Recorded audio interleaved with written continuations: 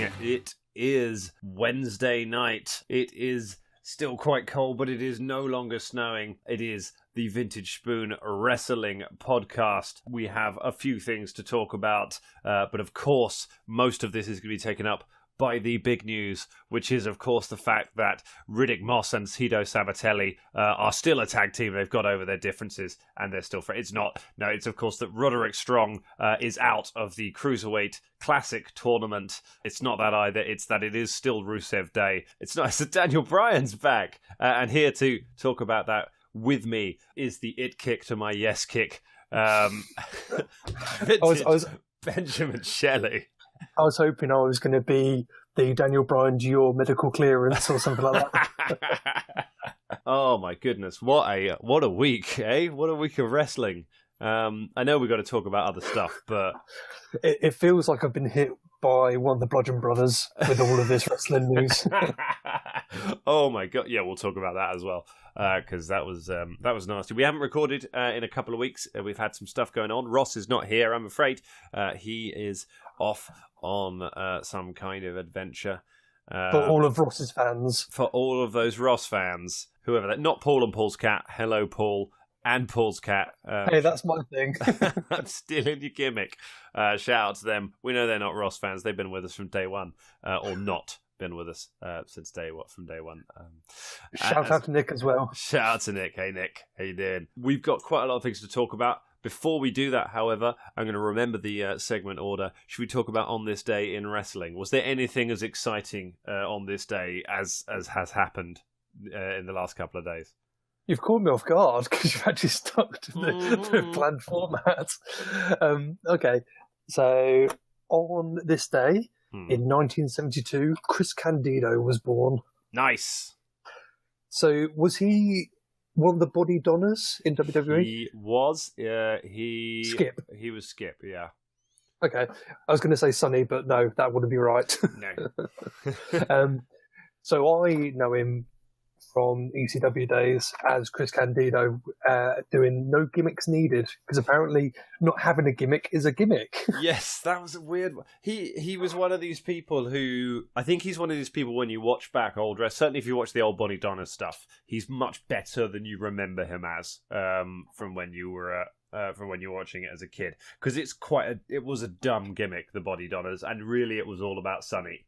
The two guys were really, Skip and Zip were really just there to to kind of back up the whole thing, but very good in the ring.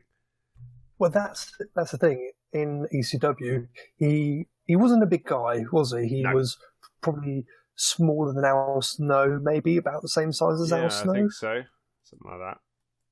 But he did a top rope powerbomb in ECW. They did stuff like that in ECW. You know, you'd have smaller guys doing power moves, and it always felt legit in there. It's just one of those things that never really. Although you get it more, you get Rollins doing power bombs and stuff now. I think it's great. I love a cruiserweight power bomb. But let's move on, because I don't think Paul and Paul's Cat are Chris Candido fans. They're not Chris Candido fans. Rest in peace, Chris Candido. Happy birthday. Yes, rip. 1999. Coming forward 30-odd years, we've got ECW doing their second annual Living Dangerously, because on the last show we had the first one, didn't we? We did, yes. This is the follow-up one, and you'll see a theme here. So the main event for this was Taz versus Sabu. Mm-hmm. Taz is the reigning ECW champion at this point. Mm-hmm. And he's wrestling Sabu, who is the FTW champion. Oh, right, okay. Because Taz dropped the FTW belt to Sabu in order to challenge Shane Douglas for the ECW belt. Yeah. And then this is now a year later, the rematch. It's Sabu now having the FTW belt, and it's the unification, because Taz goes over and unifies the belt, and the FTW belt goes, because obviously it's not needed anymore. The storyline's played out. But then the whole irony of it is Taz had to drop the FTW belt because he couldn't challenge for the ECW belt But yeah, as soon as Sabu has it, he's allowed to challenge for the ECW belt. hey, that's because the world was out to get Taz. Is that what you're gonna use? You're gonna unify the vintage title with one of the regional championships. Yes, it's going to happen at some point, hasn't it? Fast forward to 2011, there was a WWE Raw broadcast. What struck me was the second match on this card was Maurice versus Eva Torres. Oh, okay. So Maurice, I'm obviously a big fan of Maurice because I mentioned her a few times now. In a non-title match, so I'm guessing Maurice must have been the Divas champion. Yeah, I think she. Yeah, I think so. I know. I don't. Did Maurice hold? Everyone held the Divas title. It didn't really mean anything back then. Yeah, sorry, I've not had much more time to prep this. No. But essentially, Eve Torres went over. It was a non-title match, so I'm assuming the only reason it was a non-title match because Eve was going over. Yeah. But in reading the recap of the finish, apparently Maurice tries for a net breaker, but Eve blocks it and gets a 3 count with a net breaker of her own. Oh, well, that's interesting. Yeah, Good well, old Divas. No, I loved the Divas division. When a little while ago, I did a rewatch. When I got back into wrestling a couple of years ago, I rewatched every pay-per-view that I had missed from 2008 up until the present day, which was a lot of pay-per-views. And I quite like the Divas division in the sort of late 2000s because all of the matches were almost exactly 2 minutes long, which meant they were really easy to fast forward through. Because until Paige and AJ Lee come on the scene, there is nothing worth watching in that division. Bless Maurice, but there isn't. It's really weird when you watch the first match for the women's championship, the WrestleMania Triple Threat, and you remember that Charlotte held the Divas title for a while. Yeah, she's the only one to have won all the belts, isn't she? Yeah. She's won Divas, Raw, and SmackDown. She's the only one to do that. And it looks so weird seeing that stupid cartoon belt on someone as legit as Charlotte. It's so odd. Okay. To be fair, seeing any other belt besides the FTW belt on Taz looks silly. So, straight after that match, there was, get this, Justin Gabriel and Heath Slater. Yep. With Wade Barrett and Ezekiel Jackson. Yep. Versus Santino Marella and Vladimir Kozlov with Tamina. Yeah, I remember that weird time when everyone was in the Nexus for a little bit. That used to be the thing rather than wrestling. Now it's you wrestle Dolph Ziggler. You do a program with Dolph Ziggler when you come up from NXT. It used to be you join the Nexus for a little while and then lose. But yeah, and Heath Slater and Justin Gabriel went over. Slater and Gabriel were tag champions. For a little while, it's no way. Yeah, that was the next. You forget how cool the Nexus were just for a little while before it all got ruined, and they spoiled the whole thing. And huge. I mean, we could talk for a whole episode about how Wade Barrett is one of the great wastes of the last 10 years. Such a great talent, but so many good people in that, and so weird that. I mean, is Slater the only one left from the Nexus now? If you don't, Daniel Bryan. Was he Nexus? Daniel Bryan was technically Nexus. I suppose Bray Wyatt was technically Nexus. Husky Harris. Husky Harris. So technically, I guess not quite the last one. David Otunga is still somewhere, I think, but you wouldn't notice if David Otunga stopped doing commentary. Let's be honest; it would take a while. The main event of this show was actually a video package, I think, between Miz and Cena. With the last actual match being a rerun of the 2 out of 3 Falls match between Rey Mysterio and Randy Orton. Okay. It was a replay of the match that they had at WrestleMania, apparently. Just a replay, not even. So it's down on the coverage as a rewind match, so maybe they probably just had the same match, yeah. Which is weird. I can understand you having a rematch from the previous pay-per-view, but the stipulation of a 2 out of 3 Falls match is quite an odd one. So to do that twice, is really weird. Okay, interesting. Anything else on this day? So far, nothing as exciting as the news we've got to talk about today. No, so we are breaking new ground here. We are breaking new ground. If we're gonna skip a little bit around because we are gonna. I mean, we're going to talk a bit about Fastlane. It was pretty boring, let's be honest. It wasn't. There's not a huge amount to say about it, but we'll talk about that after this. I cannot believe Ross is not here. I've known Ross for years. I don't think I've ever seen him not wearing a Daniel Bryan shirt. He is the biggest fan in the world of Daniel Bryan, as are many, many people. Daniel Bryan has been cleared to wrestle by the WWE and more than likely will be wrestling at WrestleMania. That is not a sentence that I expected to ever say. I didn't think he would ever get cleared by the WWE. I thought we were looking at a situation where he was going to leave the company later on this year and maybe wrestle on the indies, perhaps showing up on this All-In pay-per-view that Bullet Club are running or something like that. Vintage, what's your take on this? You've kind of alluded to it already with the All-In indy pay-per-view. It was no secret that he was at the end of his contract, and if he wasn't cleared to wrestle, he was going, and WWE just couldn't let him walk. Is a simple fact. Yeah, and I mean, it's not like the All-In show is going to actually dent any profits of WWE. It's not. It's like the fly hitting the windscreen on the massive truck, isn't it? It's just going to have no impact on them at all in terms of their profits. But it's waste. It's them losing the capital, and WrestleMania is it's a slow burn, isn't it? This WrestleMania, there was no interest when we thought we were just going to get really poor matches, but it's actually starting to shape up a bit now. The Taker thing might happen, which has got everyone excited. Yeah. And now we've got Daniel Bryan, as you were saying. Are we going to talk about? We'll kind of jump into SmackDown, I guess, because they didn't hold back. Oh my god, no! Like he's sold like anything to show that he's definitely healthy again. This wasn't like his little ref bump a little while ago. I'm glad you've finally acknowledged it as a bump. I finally ground you down. But he looked great. I'd forgotten how good he is. Those running drop kicks, those yes kicks. I forgot how quick they are, how stiff they look.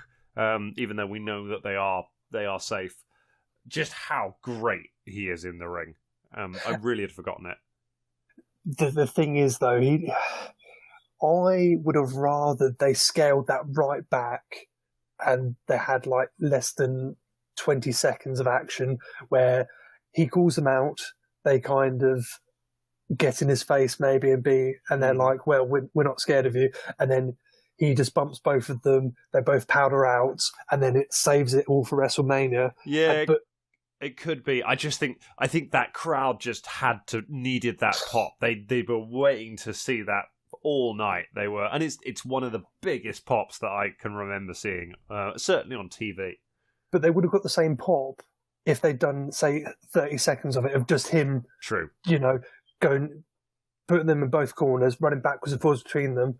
Have them both powder out, and it creates much more this interesting dynamic because they beat up Shane and they've killed Daniel Bryan. We know what threat are Shane and Daniel Bryan going to be to them at WrestleMania, and the fact that he's come back because he had this mystique about him for the last 2 years. We had no idea he was so protected because he wasn't allowed. No one was allowed to touch him. We finally get him in the ring and he's allowed to do stuff and he just gets destroyed. So it just makes him look really weak now. True, but he's also, remember, he's an underdog, so he's built around kind of looking like he's in trouble. That's the whole gimmick, really. So now you can come at this thing of, you can come at from this angle of like, you're past it, you tried, you can't still do it, you're not good enough, you're not going to be able to just give up, you won't be able to do this match. Shane's still injured, Shane's not even a wrestler, what are you going to do? And then finally when they go over at Mania, it's another massive thing. His whole character is about just tearing him down until he finally gets it done. It was that was Daniel Bryan before he got retired hurt. Yeah. Because the whole point is that he retired and was never going to wrestle again because he was so injured and so broken.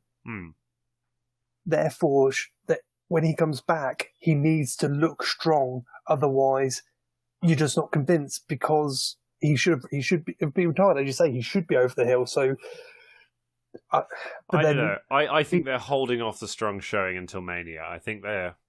He's so over. It doesn't matter anyway what they do with him. It's Although saying that, Matt was so over, and then they've destroyed him. True. So we are almost certainly going to be getting Bryan and Shane versus Owens and Zayn, which really I'd rather not see him in a Shane match. I'd rather not see him in a tag match, but I will happily see him wrestling either Kevin Owens or Sami Zayn, two great wrestlers. Not to labour the point too much, I don't. Because we're going to talk about Cammy now. They didn't need to look strong either. True. This segues nicely into the Brock. What I was going to say about Brock as well. But I don't know if there's more you want to say about this before we go over to Brock. I think it kind of they needed some heel heat. Because the booking of this whole storyline has been so uneven, where Shane has almost been the heel in it, and it hasn't. They've seemed justified in all of their grievances, so they're not really getting over as heels. Because why would you boo them? Because Shane is the one in the wrong. Daniel is trying to be the one who is being reasonable, and even in this, he was kind of trying to be reasonable. And now they have proper heel heat. Now they've crossed the line. They've taken out the true babyface, which is D-Bry. I think that's. I think that gives them some real heat, which they probably need. The other thing which we can talk about, I guess, before we jump over to Brock, because this is the story. So now he's back. Presumably, we're guessing he'll probably do like a part-time schedule or something like that. I don't see him going back to a full-time schedule, but maybe. Which is interesting because the news a few days before this story broke was that he was in discussions to do something at WrestleMania and originally threw the ideas back in their face because they wanted him to do more than what he wanted to do. They wanted him to work a harder schedule and he wanted to work more of a lighter schedule. If they're willing to pay Dolph Ziggler millions of dollars to wrestle a basically part-time schedule, then have you seen that confirmed somewhere else? It seems to be the open secret is that he's been given the greatest deal in history. If they're willing to do that for Ziggler, then they're willing to give they should be willing to give whatever schedule Daniel Bryan wants. They should be happy to have him on even a 50% schedule, even a Cena schedule, because he will sell those tickets. He is worth that money. He's such a big star. But the big thing, of course, is who do you want to see him wrestle? Now he's back in a completely new world. We were almost still in the era of sort of CM Punk when he last wrestled. It was a long time ago. They were the sort of dream matches back then.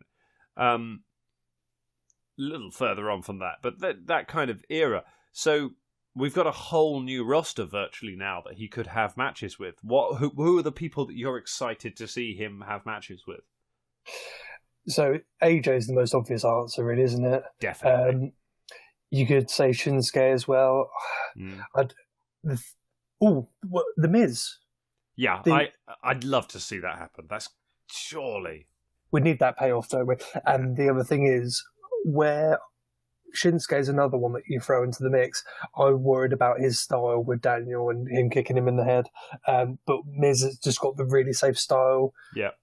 I guess Miz has to be the one that you have to do next because, or maybe you save that to Mania. I don't know. Bryan and Nakamura would kill each other to put on they would put on an amazing match. But yeah, you would. A lot of people have said Brock as an interesting kind of monster. No. Yeah, I have no interest in watching Brock Lesnar suplex Daniel Bryan around a ring 15 times. And he's done after Mania anyway. Yeah, it doesn't appeal. I'm not excited by Brock Lesnar in the way I used to be, and certainly not with Daniel Bryan. I think some interesting wildcard ones. I would love to see him wrestle Johnny Gargano. If Gargano is coming up to the main roster, I think the two of them could, because Johnny Gargano is effectively the son of Daniel Bryan. Like he is the little underdog. He is the same character, and about as a similar level of over, albeit on a smaller scale because NXT is smaller, but very similar. I think there's some interesting stuff with that. I'd watch him against Cena again. I was thinking Cena, but then we can put that one to the bottom of the list. Let's have all the matches we would have dreamt of. Yeah, Finn Balor, I'd throw in that mix. Oh, Finn Balor. I tell you what, a face Daniel Bryan, a super over face Daniel Bryan against a fully heel Finn Balor leading Demon King. Yeah, Demon King, or leading a heel Bullet Club against Daniel Bryan. That I think is interesting. That could be a great storyline. Yeah, just a quick side note on Finn Balor. They seem to have just ditched the whole Demon King thing now, and the general consensus is that they've just completely dropped the ball on that one because they could have made so much merch out of the Demon King.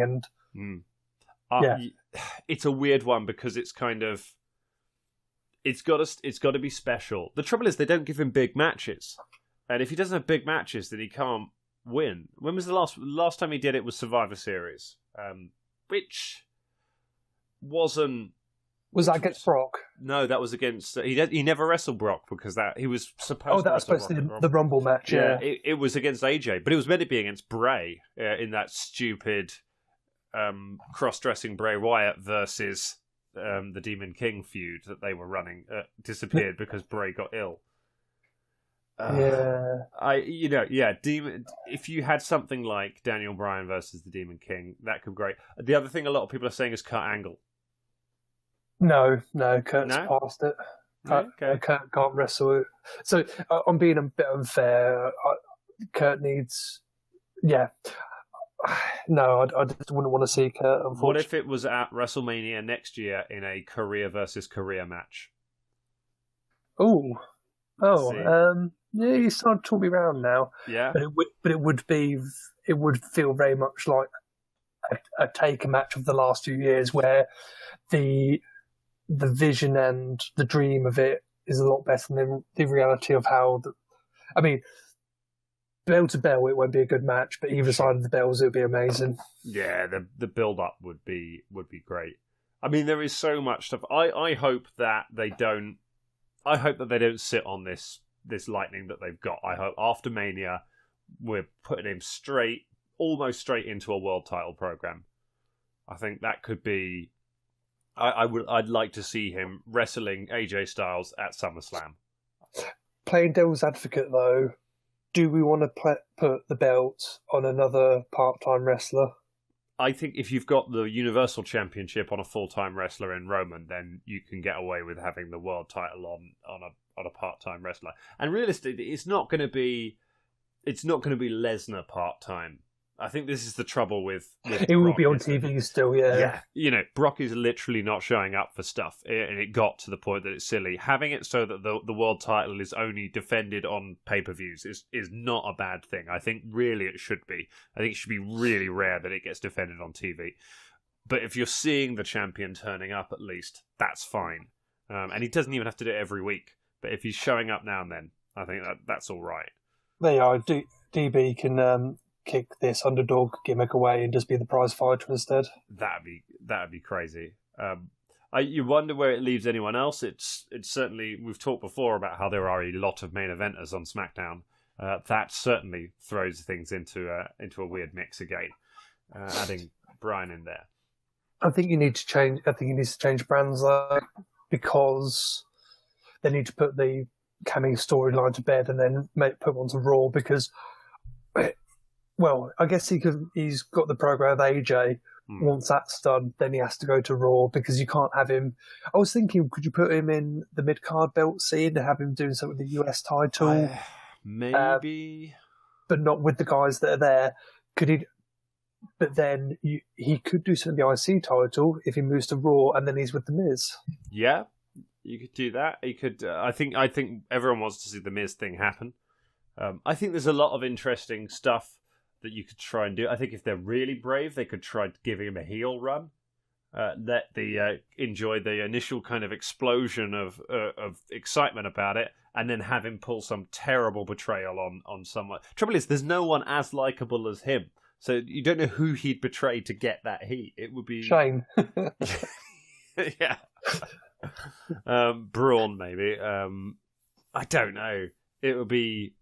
Imagine if they tried to have him like just pull a turn on Roman, and imagine the reaction to that.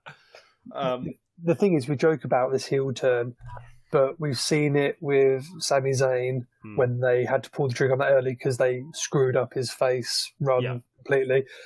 We might see it with Bayley as well because they've messed her up beyond all recognition. So the only thing left to do with her is to turn her. So I can see it happening. They do seem to be leaning towards Bayley being the one who does the turn, don't they? Which is ridiculous because Sasha Banks is such a good heel.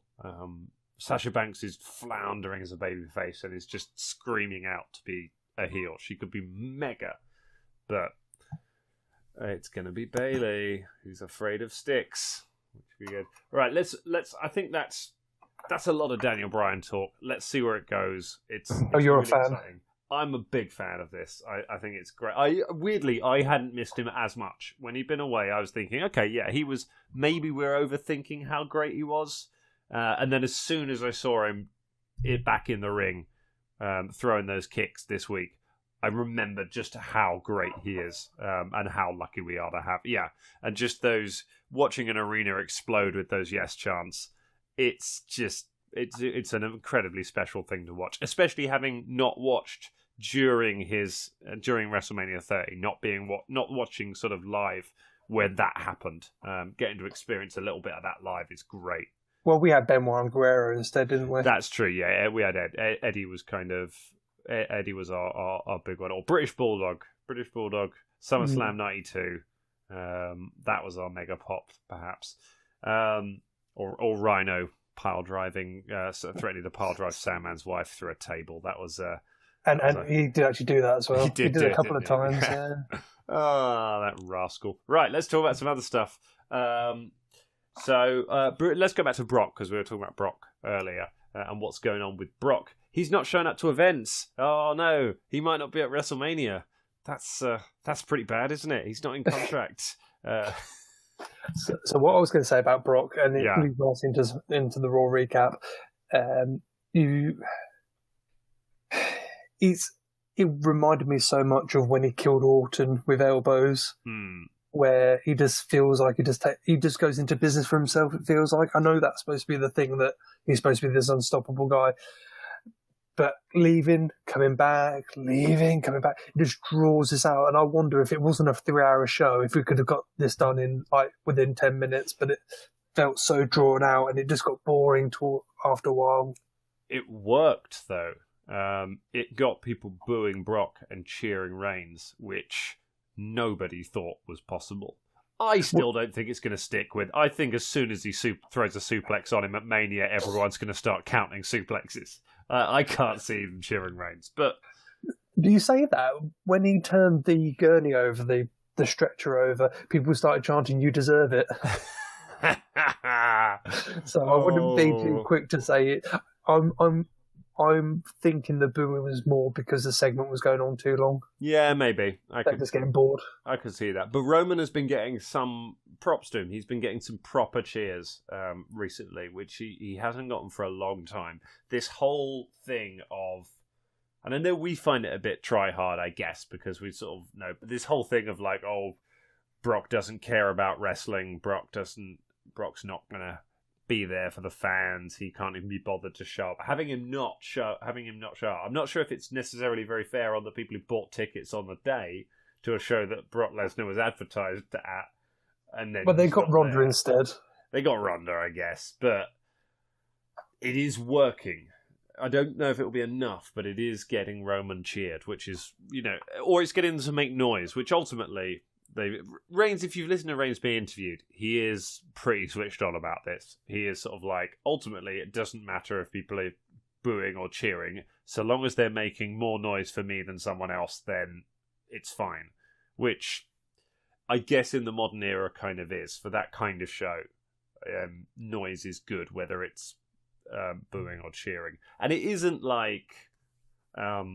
it's not like heat for someone where they just don't like them. There's a bit of it. They don't like the booking, but some of it is just that it's becoming this thing where it's fun to boo him, like it is with Cena, which is sort of fine. But I mean, how are you feeling about Brock now? Will you miss him if he goes after Mania? I've wanted him to go for ages because I just wanted to drop the belt. Yeah, I think it has gone on. It has gone on too long. I think he should have dropped the belt to. I think he should have dropped the belt to Joe. Yep. A while back, who maybe then should have dropped it to Strowman, and then maybe have Strowman drop it back to Brock in time for Mania for him to give it to Roman to have that match. I think you needed to give it to some other people in the middle bit there. I think the issue is I think they're really reluctant to put the belt on guys too early, like guys who have not been on the main roster long enough to build up. If you look at it, they put it on Balor. He got injured straight away and had to drop it after a day. And maybe they were right not to put it on Joe because Joe's injured now and we've not. True. Joe's been injured twice within the reign because he was injured, came back, and now he's injured again. Yeah, he's not had a good run, has he? He's not traditionally injury prone, I don't think, but yeah, he has not had a good year. Which is it might be the WWE style, isn't it? There's a lot more hard hitting style, isn't it? Yeah, but the WWE style is traditionally safer than the indie style. I think there's an element of indie guys who come to WWE who are trying to work an indie style on a WWE schedule. Yeah. And then the odds of getting hurt are just increased because you're doing these spots so much more than you would be if you were doing them on the indie scene. And exactly NXT's meant to be a bit about stopping that, but there's no way to replicate a full WWE schedule, especially if you're main eventing. We could have, and that's the thing, we could have had the John Cena 16 title reign story throughout this year. Yeah. If we're going to give him Taker at Mania, he could have had the 16 title reigns earlier on in the year at Survivor Series, for example. Yeah, there seems to be an acknowledgement that the Universal title counts as the world title. I think that's from what they've talked, where they've sort of had things like Orton talking about the only title he's never held is the US title, and all these. I think they're kind of saying, it's like the old heavyweight title. Yeah. The same belt, just different brands. So you can count that towards Cena's total if you want to. I used to be a huge fan of Brock. I've loved a lot of the stuff that he has done. I think he is a genuine attraction. But I think he's been lazier since in the last year or so since winning the belt. I think his work with Goldberg was fantastic. That was one of my favourite feuds. We talked about that in other shows. But that's sorry to cut you off. That's because Brock was completely invested in that because that was all his idea. That was him wanting to do a program with Goldberg because he was actually excited about it, and it really paid off. And like his, and his match with AJ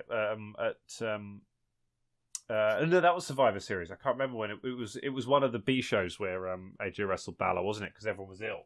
But yeah, Survivor Series. Yeah, the meningitis pay-per-view. That was it.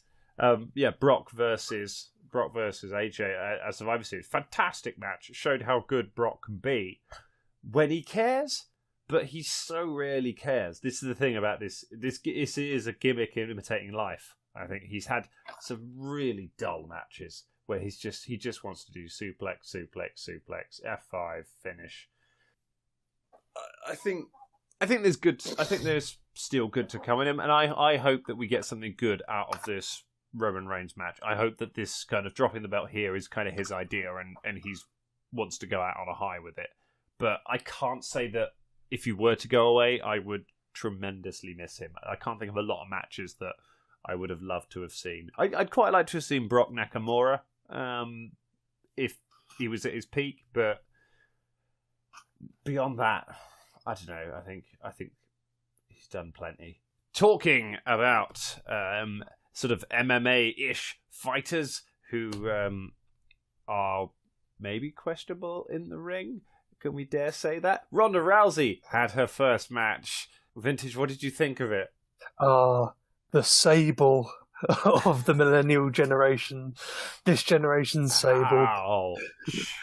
Yes, I might bury her a bit on this. Long story short, she had a 4-minute segment, which is available online as a WWE.com exclusive. She essentially came out with a big smiley Bailey persona.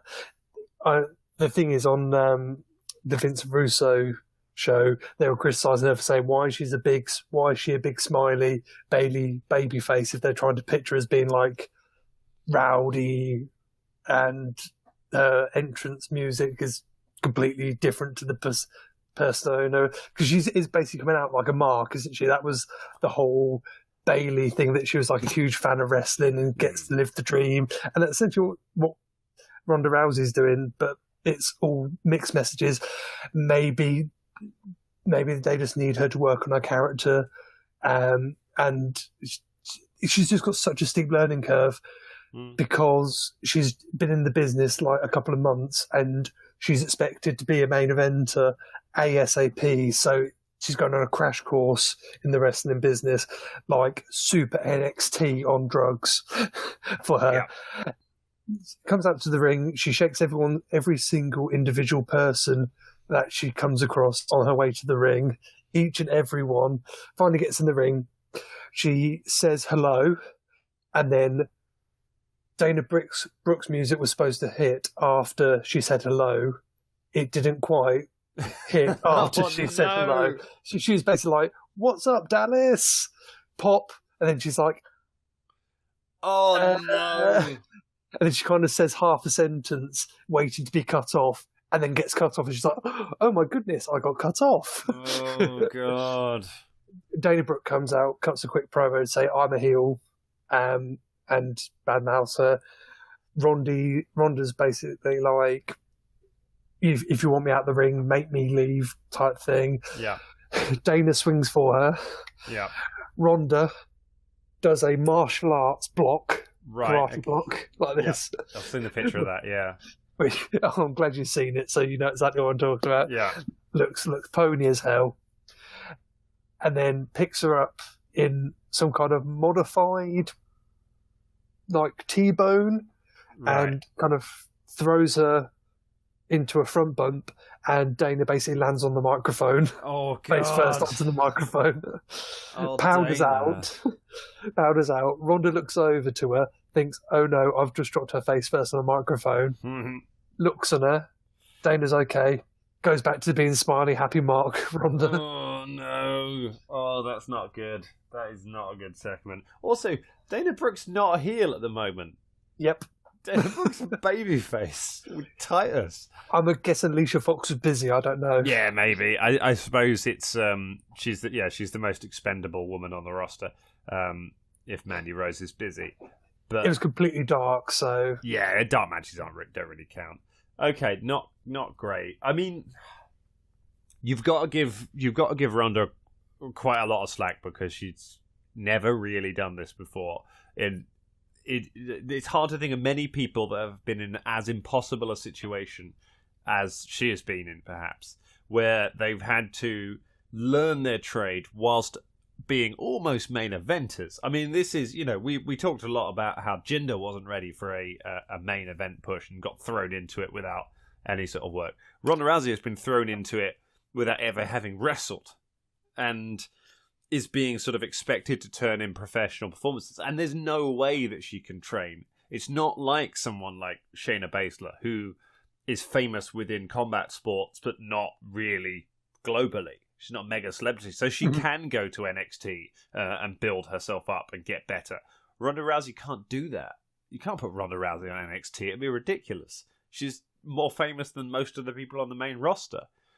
So what do you do with her? How do you teach her that? It's a really tricky puzzle. I think they'll probably protect her well in this WrestleMania match, but weirdly, she's in the match with probably the only other person who's had that experience of coming to the WWE and having to make it immediately on the main roster as a massively famous combat sports star, which is Kurt Angle. Yeah. And is probably the only person who's ever achieved it successfully, has come in as a celebrity and been immediately successful. I've just remembered something. When I was prepping the On This Day earlier, there was actually a bit which I couldn't find when I was looking at just now for prepping for the show. On this day, going back a few years when Kurt was in TNA, he, on one night, just had, on this day a few years ago, just had a massive, crazy Twitter explosion where he was just, and people thought he was drunk or on drugs or something because he just started calling people out. And one of the things that he said was, it took Triple H 15 years to get over. It took me a year. Oh. Yeah, stuff like this. Really, really. That's weird. Yeah. I think he had some pretty dark times when he was in TNA. I think there was some not good times for him. But, sorry, going back to Ronda. I'm probably being unfair doing the Sable analogy, but it really feels like that, where you've got a non-wrestler who they just want to push to the moon because she's so over, and I'm just really worried. It's probably completely unfair because she's so green. Maybe there is some potential there, and they're just trying to push her too fast. They've got this little tiny baby that they're just kind of literally pushing along, hoping that she might start walking. You know, if they're thinking of having her break the streak and beat Asuka at, say, SummerSlam, I think they need to rethink. She needs more time. I can see Charlotte doing it at Mania. I think that's a possibility. Yeah, genuine possibility. That's what makes it exciting. Either outcome from that match is exciting. But given that when Ronda appeared, we were saying she's going to be the one to break the streak. That seems a very long way off after what we've seen. And I don't think she deserves it either. Yeah. Yeah, if they're going to push to the moon, that's enough. Don't give her stuff like that. It might be that not only is she the next version of Sable, but then she also gets to the point where they push her too hard, and she ends up being a female Roman. Yeah, that's also possible. Can she do it by Mania? Do you think she can? Can she get good enough to make that mixed tag a good match? No. If I'm honest.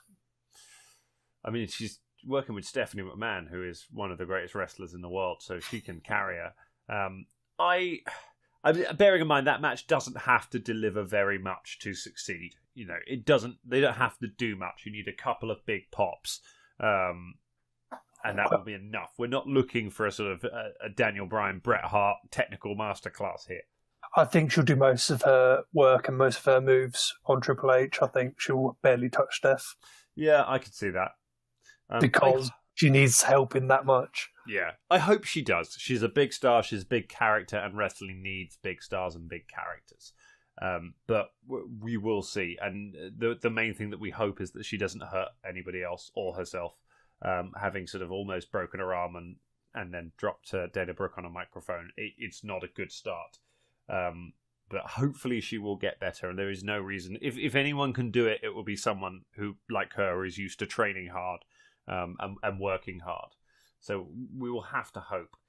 So sticking with WrestleMania and the Raw brand, we'll quickly talk about The Undertaker. John Cena officially called The Undertaker out in a sort of up and down promo. The stuff about how he was going to get in the crowd was great. That he does that really well, connecting with people. He got in the crowd and had a drink of someone's beer, and he said he's going to buy a ticket to WrestleMania, and that, that's all really nice. That he does that sort of stuff well. And then the challenge of Undertaker was all right, but I don't know. It felt a little bit forced to me. It felt a little bit like they're sort of talking about he was going kind of sort of kayfabe, sort of not kayfabe, saying about, you're posting photos on your wife's Instagram, things like that.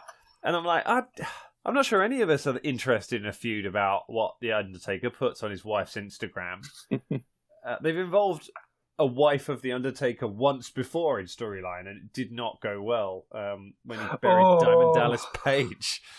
I don't know. I'm still excited about the match because, of course, I am. It's the Undertaker and John Cena, which presumably, like, this is happening now, right? It's got to. Yeah. There's no other explanation for why they're doing this. I'll tell you what dawned on me today.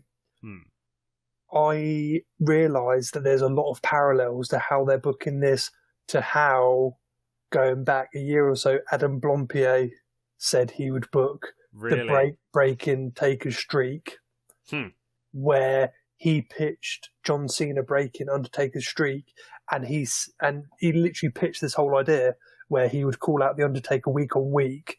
Undertaker wouldn't respond, and he even said 1 week he would call out Taker and Kane would answer it and beat him up instead. How weird. Yes. So I don't know if you get 5 minutes if you want to go back and say go and see that video how WWE should have booked. I'll give that a watch. Yeah. I might be misremembering, but I'm quite sure this was pretty much how Adam Blompier booked John Cena breaking the streak.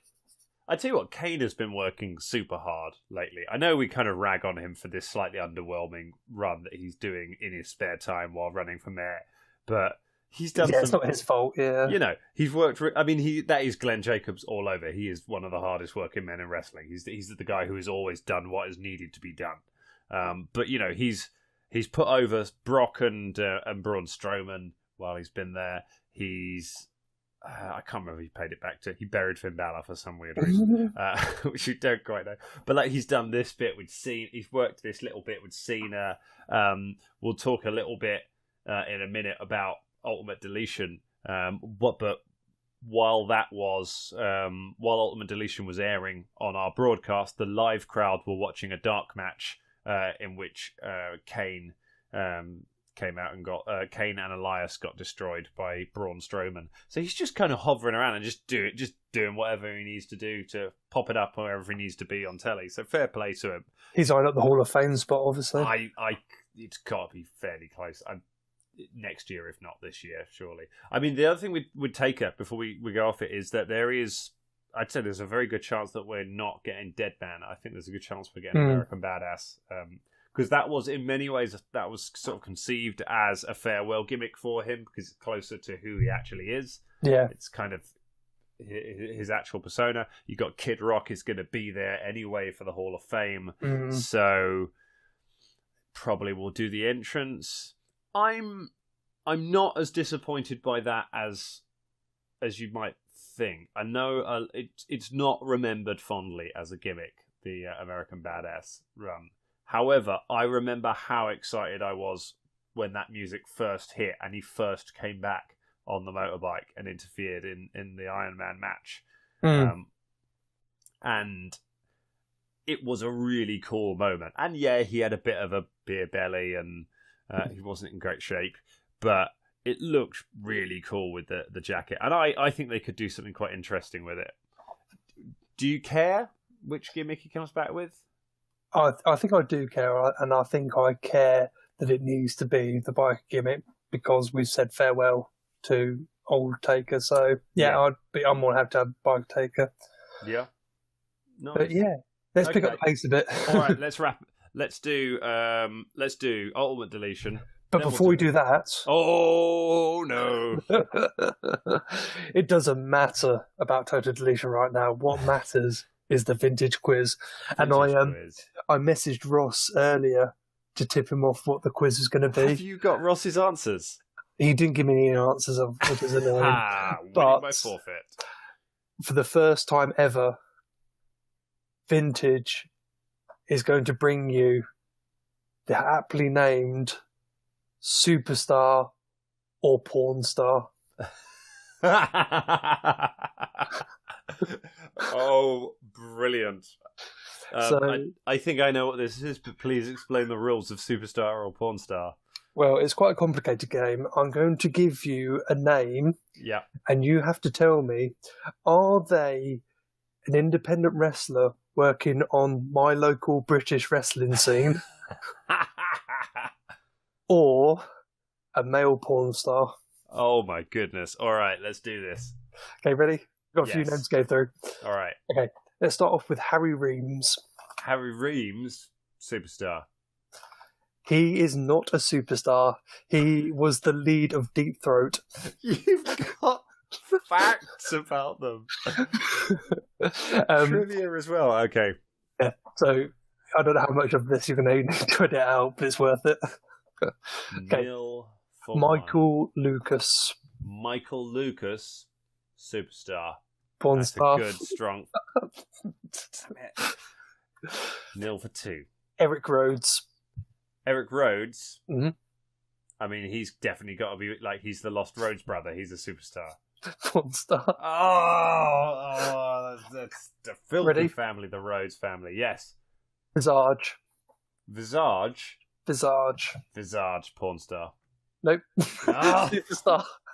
Wrestles in Leicester. He does like an androgynous, well, not androgynous, but a very glamorous, flamboyant character who uses a lot of character work and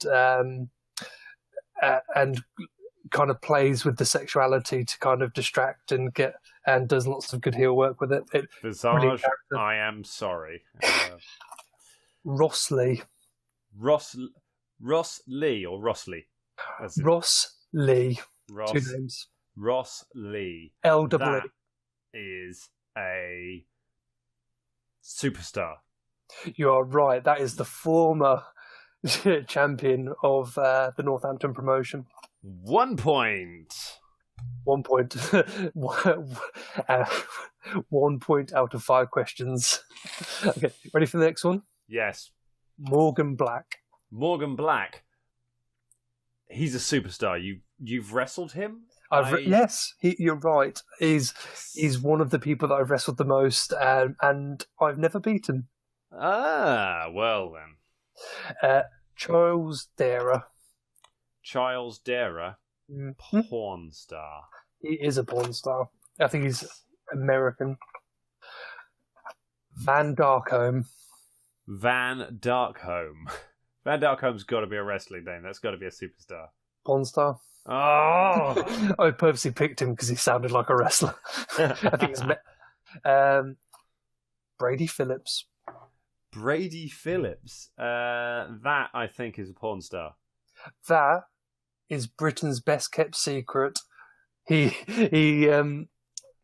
actually trained me. He was a trainer at one of the schools I used to train. He's in wrestling or porn? Because in wrestling, he's okay. He's done a few matches with Joe Connors as well, and cool. he's trained at Joe Connors training school. He's doing this new gimmick now of Britain's best kept secret because he is a very talented guy. Really, really good. I've compared him to Finn Balor. He doesn't like it, but I've compared him to a porn star, so let's not compete on this. Dave Lyon. Ave Lyon, porn star. Superstar. Oh God, I'm never going north. I'm never going to be able to go to the northern wrestling scene. One half of Team Fate at the Milton Keynes promotion. Oh. Flex Flanders. Flex Flanders, he's the other half of Team Fate. He's a superstar. He's in the Team Fate stable, but yes, he is a superstar. Yes! Haha! Not this time. Owen Charles. Owen Giles. Owen Charles, like Prince Charles. Owen Charles. I think that's a porn star.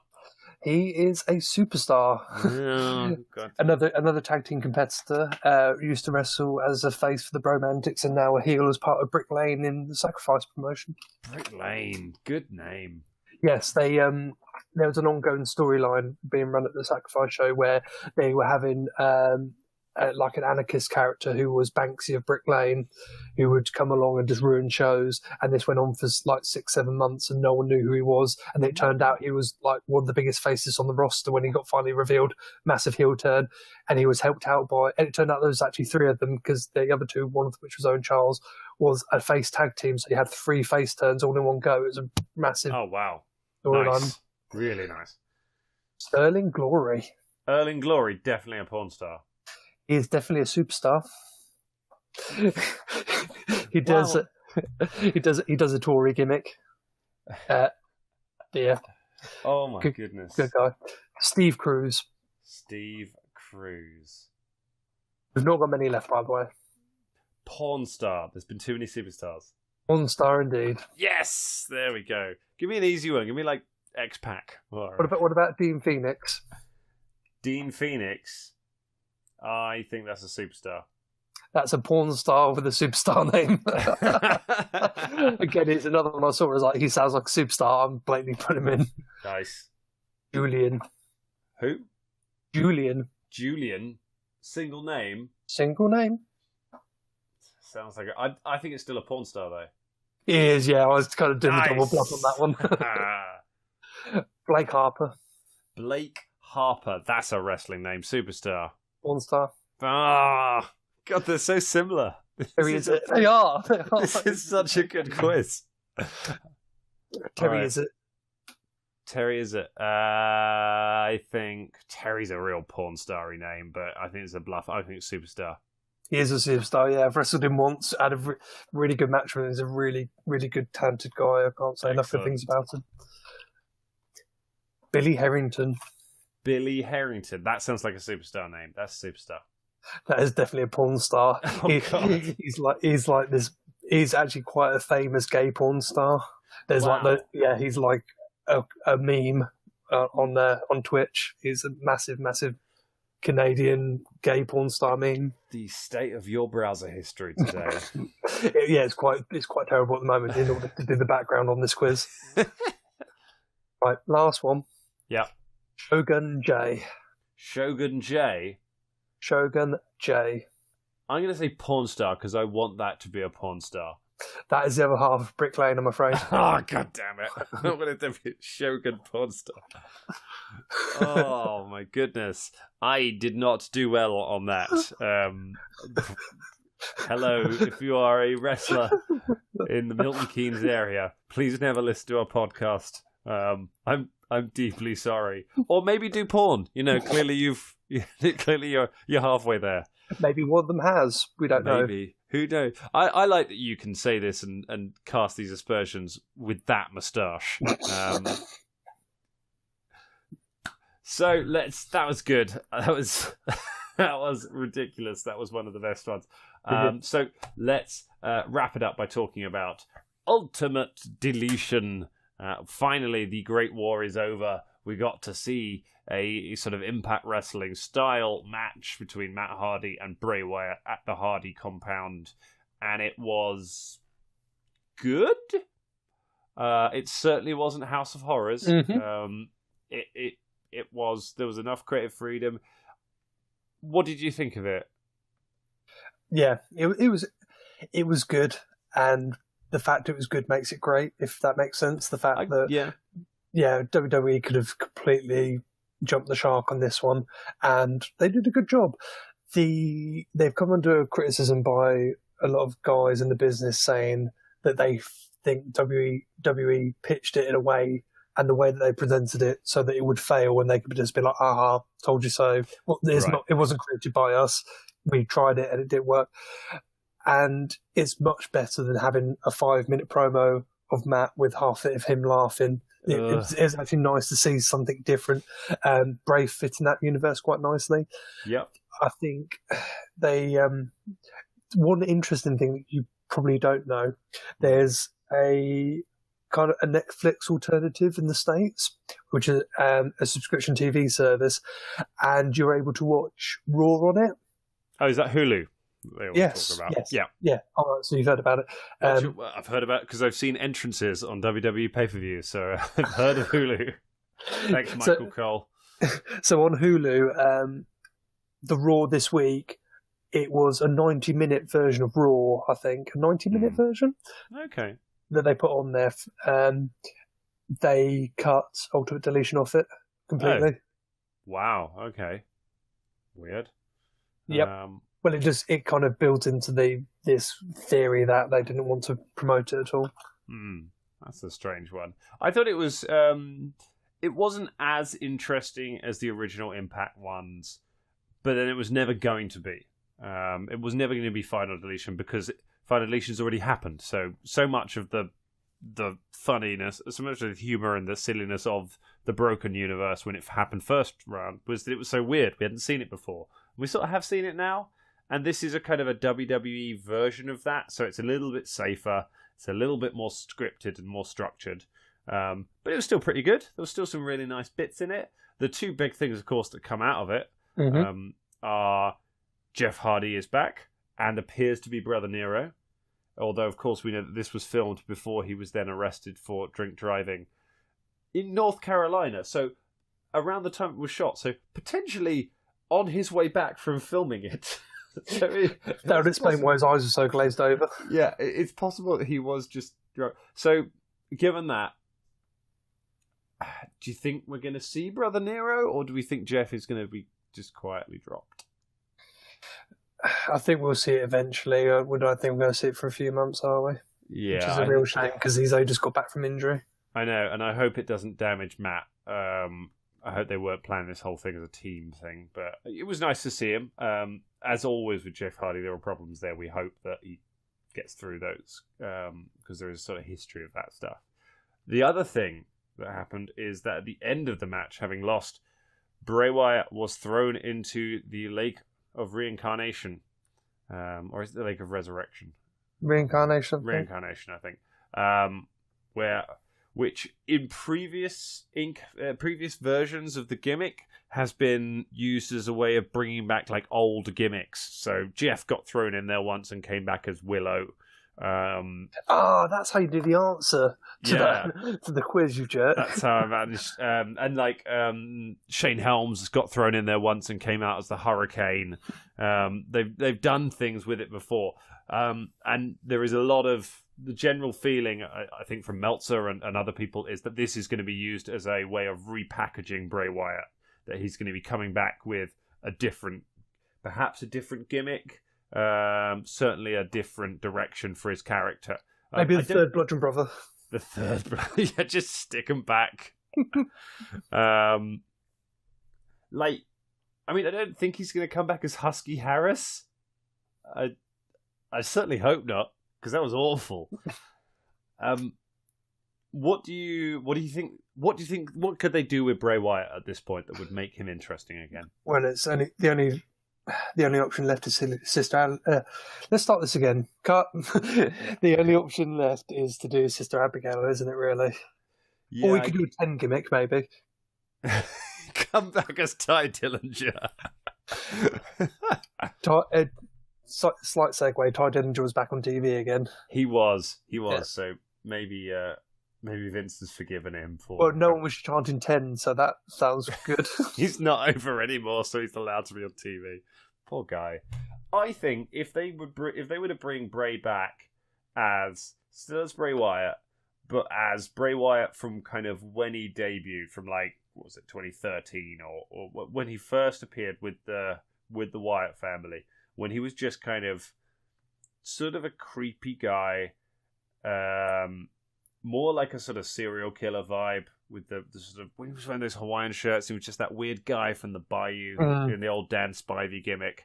I think that was really good. I mean, there's nothing wrong with Bray that winning a few matches and a bit more consistent booking wouldn't fix. He is solid enough in the ring. He's not spectacular, but he's solid enough in the ring. His promos are fantastic. He needs a face turn and some consistent booking, and you can turn him around, I reckon.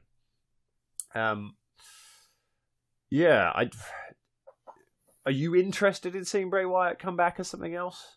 Or is he dead now? I want to see Sister Abigail. I'm up for that. Yeah? Yeah, give it a go. He's a character. We need characters. You need big things to do it.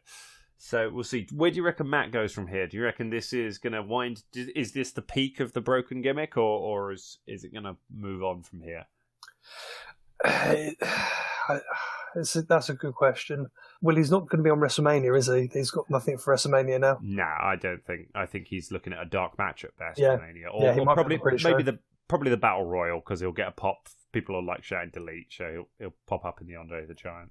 Yeah, really hard to see what else they do with him.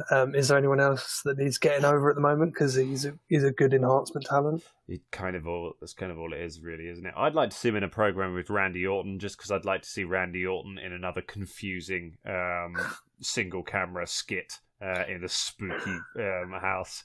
Because God, I love the House of Horrors match. Well, no matter how great that would be to see, unfortunately, they're on separate brands at the moment. They are, sadly. They can swap Daniel Bryan and Matt Hardy around. There you go. That's a fair trade. You get the entire Hardy family with that. King Maxwell and Senior Benjamin, Vanguard One, all of them. Cool. So yeah, that's been a good podcast. Probably been a long one, but hopefully been an interesting one. You've got a big match on Sunday. Yes. Before we get to that, let's do a quick fire round where I'm just going to say stuff at you. Just give me your thoughts quickly. Okay, go. So Asuka wins by count out against Alexa Bliss. I mean, I don't see why you had to have these two have a match. Doesn't seem, if they're not going to wrestle for the title, keep them apart, keep them looking strong. I'm more interested in seeing Alexa and Nia.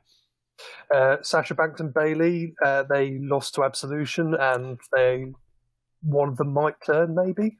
Yeah, I think so. It looks like it's going to be Bayley. I think she's the wrong one to turn. I think Sasha is a really good heel. She should be the one that turns. Everyone expects to see that. I'd say just go with that. Carmella tries to cash in. Oh, the old Alberto Del Rio failed cash in, where she cashed in but didn't actually lose a match, and so she keeps the briefcase. Fine. You know what? It added a bit of extra spice to that bit before WrestleMania, especially given you haven't really got Asuka around on SmackDown. It reminds you that she's got the briefcase, so that might come up at some point. Yeah, I think if you're going to do a tease of a cash in, that was fun. Takes me back to when she was kind of coming down with her music with the case and then just leaving again. I quite liked that. I think it's, as you say, I think she's cashing in or going to try and cash in at Mania. I think that's the only reason why they've done it. Oh my God, she'll get murdered. Can you imagine walking into Charlotte and Asuka? They're just going to turn around and just kick her into the third row. Well, the thing is that I don't know why she's trying to cash in now, because if she does, it means she's going to have to face Asuka at WrestleMania. The psychology is completely wrong. Yeah. No, but more importantly, Natalya rolled up Charlotte and got a pinfall. Yeah, that's a weird one. I guess because they want to show chinks in the armour of Charlotte. Does this mean Charlotte's going to win at Mania? Possibly. There's certainly a chance of it. I'm not going to say US title to you because no one cares about what's going on with that. Oh, God. No, I got really disappointed because I saw a news item saying match added to WrestleMania, and I opened it and it was the US title triple threat match, and my heart just died. Just so dull. Do not care about that. And I love Bobby Roode, but just don't care. And then finally, Bludgeon Brothers, Luke Harper went over strong on one of the Usos. So not only did they destroy people when they're a tag team, but they're really strong when they're split up. So how do they lose at WrestleMania, Spoon? How indeed? How will they ever manage that? I thought this was a decent match. I thought it reminded why Luke Harper is a good talent. He's talked in the past about how he doesn't want to be a tag team guy forever. I think he could be a singles guy. He is the talented, the really talented one in that pairing, and I thought that was a good match. I think there should be maybe some repercussions for them killing Xavier Woods. I think in kayfabe and in shoot. Yeah, that injury has been talked up, but that was not a safe move. I think they got carried away, and they need to be careful because that could have been really, really nasty. And the last question I was going to ask you, the most over person on SmackDown Live is unfortunately still trying to be booked as a heel and job into Shinsuke Nakamura. I know. What are they doing? We want it to be Rusev Day, but they don't want it to be Rusev Day. I just put him in a heel stable with Ty Dillinger, based on things that people love that we're not allowed to have, like presents before Christmas. I don't get it. I do not get it. He's just turning face already. That's what everyone wants.